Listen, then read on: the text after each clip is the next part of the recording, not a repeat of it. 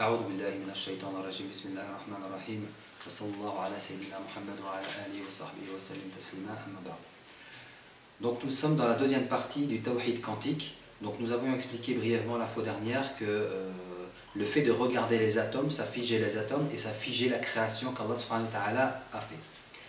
Et j'avais même dit que, en conclusion, que tout ce qu'on voyait en réalité n'existait pas et c'était notre vision qui figeait les choses. Donc maintenant on a un petit problème avec certains versets de Coran où Allah nous parle de sa création qu'il a créée et nous invite même à méditer sur sa création. Donc on va s'apercevoir qu'en réalité l'un n'est pas en contradiction de l'autre. Parce que dans la première partie, si on médite sur la création d'Allah, on va s'apercevoir qu'elle est tellement bien faite qu'au final, on va arriver à l'unicité d'Allah. Donc ça avec un premier niveau, on va dire avec un premier niveau de tawhid.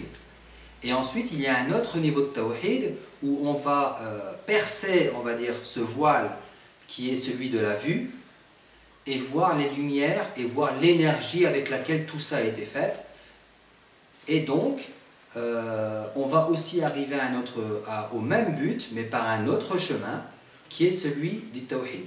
Donc il n'y a pas de différence, il n'y a pas de contradiction dans le fait de dire que Allah a créé les choses et qui nous invite à méditer sur sa création, et dans le fait de dire que ceci, de manière physique, prouvé par des lois quantiques, que ceci n'existe pas, et qu'en réalité, si on va au-delà de la vision, on va arriver à percer et à réaliser que au-delà de ce mur, au-delà de tout ce qui nous entoure, il n'y a que Allah. Donc dans les deux chemins, on arrive toujours au même point, et c'est pareil pour n'importe quelle science que Allah a fait, qui ne fait que servir,